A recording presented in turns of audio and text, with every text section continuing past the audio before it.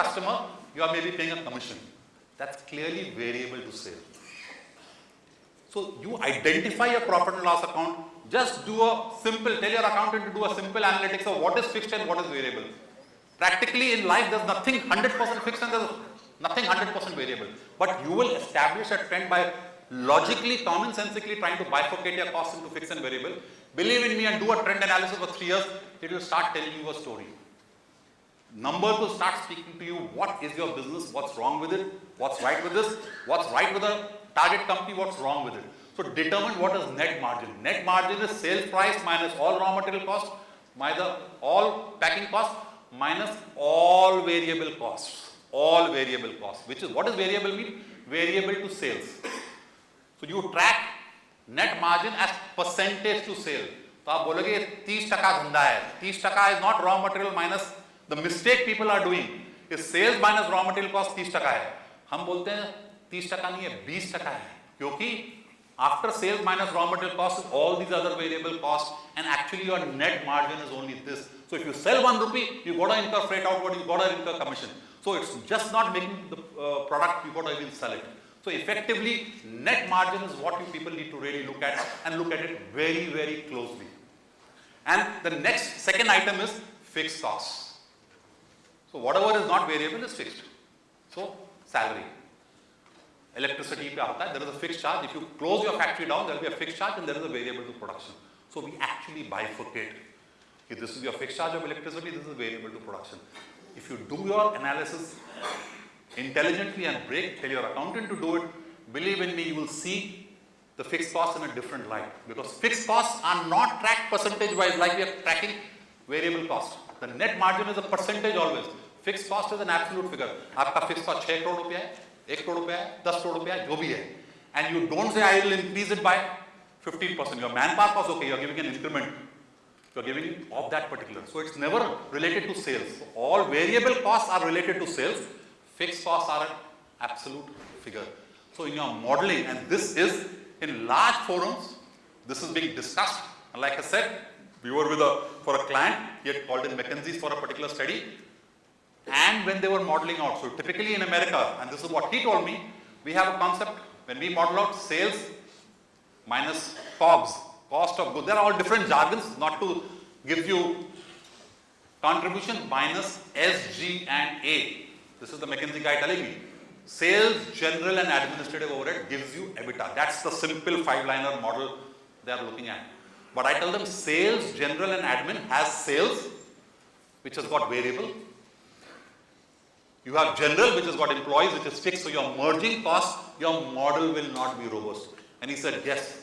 When they did the numbers, they said, yes. I said, now you just you reclassify these numbers and you see how robust and how predictable the financial model will become. So if you are acquiring a company and you need to model out what is the value you need to pay for it, you need to model things out correctly. You need to model your own business correctly. What are my fixed costs? What are? Now fixed, like I said, salary is not fixed permanently. आज 1 crore की salary कल 1 crore 10 होने वाली है. But it is fixed relative to the sales. So that is the reason generally you will classify all costs as fixed and variable and analyze those numbers differently. So effectively, net margins, fixed cost will give you your operating profits. So basically you need to have net margins and fixed costs. You all as owners need to only understand 2 figures from your accountants. And don't get hassled with all the technical stuff which accountants will give you. From a business point of view, just determine what is net margin and fixed cost. You have a handle on your P&L account. On the balance sheet, we have only net fixed assets and net current assets. There's nothing else. Fixed asset, net current assets. Net current assets is all stock, debtors, cash balance, advances, less creditors. And the interlinking of the two will give you the ratios of return on equity, return on capital employed. And the third ratio is obviously the gearing ratio, which is very critical, where companies need to evaluate whether they are in trouble or they are not in trouble in terms of highly leveraged, whether they are acquiring a company, how do you deleverage it? This is a technical topic, I don't really. So basically, 2 or 3 numbers on the P&L side, 2 or 3 numbers, 2 numbers on the balance sheet side, and as owners, you have a full understanding of your sort of business. Any business, however big or small, we will convert it into these 4 or 5 numbers. So we have, like I said, this Canadian company, we had an 18-page trial balance. 18-page trial balance with 28 lines on each page. So we had, for our analytical negotiations, I had just an 8 line, and our success percentage on that was 98.4. So we were trying to do modeling to see the what if scenarios in every way. When we are negotiating a price across the table with somebody, you have it on your Excel. How robust is that number? When you're putting in your assumptions, how robust it is? Just an 8-line assumption from an 18-page trial balance. So the ability is to be able to not let the accountants clutter your mind, but as business leaders, as owners, what are the numbers I need to get a handle on? That is very, very sort of critical. So typically now, just to take you, these are the basics of finance. Your M&A process, what actually happens? You identify a target. So identify a target to yourself. You want to demerge? No. Or you identify a target for acquiring. You open a discussion with them. Now, you may open a discussion directly, or you may open a discussion through an intermediary. Intermediary could be people like us, through your chartered accountants, through their friends, through investment bankers, whoever. You'll open up a discussion with them. After all the discussions happen and you all are broadly agreeing, you enter what is known as a term sheet. Now, this is a very, very critical document, and I must tell you on a recent transaction which we have just signed a term sheet yesterday. The client went and signed it in Delhi. They were not wanting to give a term sheet. So we are representing the sellers. There's a big giant American company because it suited them not to give us a term sheet. So we have cleared everything out. Now the challenge in that is they can always go back on what we have discussed. There are so many complex things that gets negotiated that you have to put it. So term sheet क्या होता है? Just basically a memorandum of understanding. जो भी commercial discussion उसको हम लोग technical jargon में term sheet बोलते हैं. So that's what a term sheet is about. After a term sheet, then you start doing a diligence, a financial and a legal diligence. A lot of people, small companies, think they ought not to do it. And believe in me, we have seen so many cases where the company should never ever have been acquired. But that was because of promoters' passion to acquire, promoters' ego to grow without looking at the basics. We are in the midst of advising a transaction now, which has come to us papers 2 weeks back. I know the promoter has huge amount of ego for an acquisition in UK. We just got the paper, so I just had a template this morning, and I know it's going to destroy capital for the promoter. So now my challenge is, how do I convince the promoter that this acquisition may not necessarily be the value? And it was a quick 2-hour work by my people, put me and for me to come to a conclusion that there is going to be a sort of challenge. So financial and legal diligence is absolutely critical. After that, you will do what is known as a valuation adjustment. So if you had agreed to buy a company for 10 crores, 20 crores, 50 crores, if the diligence throws up things, you will do an adjustment. Whatever your multiple, you will say, no, it's not 50 crores, I'll go to offer you 40 crores because this was things we did not know, which came out in a diligence. So we do a valuation adjustment. And then after everything is closed, you go into definitive agreement. Now, this is the process worldwide across the board in any M&A, where you're acquiring a company or you're selling a company. So if you're selling a company, your own group company, the other side is going to do. So this is the standard process, macro process. There are a number of nitty-gritties which you sort of don't go into. So what is a term sheet? Like I mentioned, MOU between acquirer and target company. This is typically a non-binding document. There's no legal, so theoretically a person can still exit. And it talks about the valuation rights governance. Basically, it's a pretty big document, but macro, these are the clauses that are there. I won't go into this technical. This is the valuation methodologies which will be there. This is purely technical. The accountants, bankers will use it. We don't really need to go to it, but broadly there's an asset base, there's an earnings, and there's a market base. And believe in me, we must have been involved in at least over 100 transactions over the last 15, 20 years. There is no, this is the valuation methodology is, there is no science behind it. So this is something which I would like to say, the finance people try to fool the promoters by saying, well, this is the method. We have to look at a number which makes business sense. And again, the same Citibank investment banker, close friend, and I asked him, how do you all do these large, big billion-dollar deals? How do you all come out at valuations? He says, boss, willing buyer, willing seller, mota lagta itna hai, then mathematically we'll try and justify it into one of these principles. Believe in me. So anybody will tell you anything, so you want to do a deal, we will justify it either way. We will justify, the numbers we'll fix in any which way. And we have had a case come to us from a retired High Court judge who was an arbiter in a big dispute between two business families. 5 blockbuster people had valued the company. with a variation of 5,000 per, that means एक 100 रुपए बोल रहा था तो दूसरा 500 रुपए बोल रहा था. And all of them are blockbuster names, all are front page of Economic Times name. So the High Court judge was confused. He said, boss, what is this? I thought you guys come out with a precise number. So he said, now how do I give an arbitration award? This guy is a big blockbuster value, this guy is a, but these two guys' valuation on the same numbers are completely different. So he said, I want only a 2-page note from you people. Tell me what is wrong with this thing, and then the legal thing I'll put in. Just give me what is. So we had to put in. He said, boss, precisely it should not be more than 2 pages. So it took us almost 3 weeks to try and prepare a 2-pager for the honorable judge, who was the arbiter, sole arbiter between these two brothers who were warring on what should be the exit value for one of the brothers, to try and tell him why these are so much of differences. So basically, valuation is willing buyer, willing seller, and then you use people like us to try and mathematically sort of justify it. We are using today methodologies which are not there in any of the textbooks. So we are just doing a deal with a French company which is using a combination of these methodologies which are not there in any textbooks. But that's the practical way. So as a seller, I've been advising so many transactions, I don't use the discounted cash flow, which is the DCF, which is the most favorable by all the pundits. And I keep saying, and we discuss it in our professional forums, that I think it's, for the last 70 years, somebody is making the biggest fool of promoters is using the discounted cash flow methodology. And most of the companies which have destroyed value are using this DCF value. So on the sales side, we are happy to use DCF because it will inflate value, but when on the buy side, DCF, no discussions. So without going into the technicalities, you all need to know, don't get taken in by the accountant's valuation. You have to do what is known as the business valuation. What is the actual value? How do I get economic returns? वो basic thing, भैया मैंने bank में पैसा रखा, मैं इतना कमाने वाला हूँ. तू मेरे को बता ये acquisition जाके मैं पैसे कैसे कमाऊँगा? और कमाऊँगा तो किधर जाने वाला? So that is the basic thing in valuation.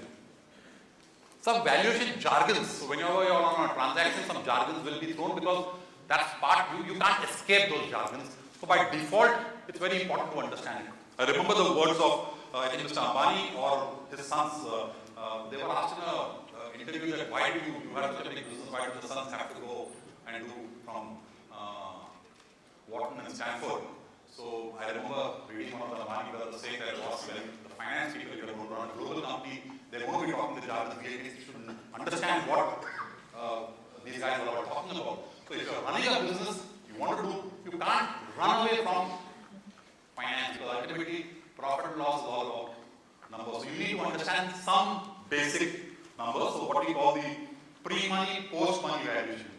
आपने कंपनी को 100 करोड़ वैल्यू किया, अभी उस कंपनी में प्राइवेट इक्विटी आ रहा 25 करोड़ डालने के लिए pre-money 100 करोड़ हुआ, post-money पैसा आने के बाद 125 crore. So you need to understand when the person is telling you valuation, is it pre-money or post-money? And there are bankers who get confused. Why? Because if he tells you that it is post-money, it means that he's offering you value of 75 crores. Suppose he's saying your valuation post-money is 100 crores. Just to put it in simple mathematics. आपकी धंधा का मैं 100 करोड़ देता हूँ, 25 करोड़ मेरा डालने के बाद आपकी आज की वैल्यू क्या है? 100 माइनस 25 75 करोड़. मेरी वैल्यू नहीं, मैं तो बोलता हूँ मेरा 100 करोड़ होना चाहिए. मैं 100 करोड़ दूंगा तब आपको 25 करोड़ दूंगा. So pre-post money is the game which a lot of private equity players play. Be careful in understanding what values are. Primary and secondary sale. Primary आप अपना जब खुद शेयर बेचते हो प्राइमरी सेल होता है. सॉरी, जब आप खुद बेचते हो तो सेकेंडरी सेल होता है. जब कंपनी में पैसा आता है वो प्राइमरी सेल होता है. So if you raise money in your company, it's primary. If you sell the shareholder shares, that's secondary. Company doesn't get the money, shareholders. That's primary and secondary sale. TTNP, trailing 12 months price earning multiple. सब लोग धंधा करते हैं, the Gujarati guys are absolutely sort of brilliant. So I must give you this. I've learned a lot of things from this city banker, and he mentioned to me on the Wall Street, you are an IITian, and if you are either a Gujarati or a Marwadi, that's the world's best combination. So a guy who knows numbers is, and it comes naturally to him, is the guys, if you are a Marwadi or Gujarati, it's in their blood. So you need to know how to crunch the numbers. So you have the best qualification, and your genes are just perfect because you are born a Marwadi or Gujarati. So trading 12 months PE multiple. So everybody reads in the newspaper, Economic Times are the PE multiple here. So if your share is effectively, just to put it simply, you're earning 10 crores, and your market cap is 100 crores, 100 upon 10, your PE multiple is 10 times. but accounts are audited only once, which is a 12-month period of 31st of March. Or when you are doing a transaction in December, do I look at March? The answer may be no. So when you are negotiating a transaction, on the sales side, we'll say, boss, look at my TTM, my run rate, my profitability up to September, October last year to current year September. There is no accounting, it's a provisional accounts. So you use a TTM, trailing 12 months multiple. Peer comparators, your company versus some other company, that's the other jargon. Trading multiple, what is the industry trading at? So if somebody wants to do an IPO, you look at what a listed company, paper products is doing, or other listed companies are doing. That will give you a sense of the valuation benchmark. Transaction multiple, some M&A is happening in a space at what multiple did that share, what did that deal happen? That's a transaction multiple. Earn-out period, a lot of companies are, we are in the midst of about 4 or 5 earn-out transactions. What is earn-out? You sell part of a company today, you give out 51% and the balance is over 3 years or 2 years. That's an earn-out period. So that's jargon for earn-out. So I have the last 2 slides. How do you fund an acquisition? How do you fund it actually? So if you're looking to acquire a company, do you just go and cut a check? The answer is no. Equity is the most expensive form of money. You need to conserve your equity. So as far as possible, you used to use debt. So we just got a mandate from a large company, the company I mentioned, world number 2, purely because of the fact that we gave him a capital structure which was absolutely perfect. He was doing an acquisition, already identified a target in Europe. He was advised to take private equity money to de-risk his balance sheet and do that acquisition. So they had a term sheet ready of $20 million to fund his European acquisition. So we told him, just send us your headline numbers, what are your numbers on your balance sheet? And we told him, you should not be doing this acquisition through equity. You should not be diluting your equity right now. You should take it from debt. Because your leverage is still going to be less than 1, and your cost of funds in Europe, you should be able to raise funds at 4.5%. So cost is not very expensive. So what is your appropriate capital structure, which is very, very important for your own company or an acquisition, needs to be sort of correctly looked at. And there is something known as mezzanine debt. Mezzanine debt is basically neither debt, neither equity. So effectively, it's a structure in the last 10 to 15 years that have evolved, an instrument where you will give, it will effectively be, say for example, this has been coming in the press a lot, Walmart had this bonds, FCCB, foreign currency convertible bond. But that's a debt. If the equity performs, it converts into equity. If not, you got to pay money back. That's one variation of a mezzanine debt. So currently, RBI came out with the circular box, you have to classify it as debt. Companies are classifying it as equity. So you may have this thing where you would have debt, mezzanine debt as, okay, we give you 12%, but if your equity performs, we charge 5%. So these are innovative structures of where money can be raised if your balance sheet can't justify debt and you don't want to raise equity, you don't want to dilute your own sort of equity. This was a slide just I added yesterday, day before yesterday. After I saw that one of your companies is doing cross-border. I was really not aware that your industry also is looking at cross-border acquisitions and some very critical issues which need to be sort of kept in mind. Whenever you are acquiring, and believe me, a lot of things completely get missed out. And these are, at least I have not been involved in those large acquisitions that have happened by the Indian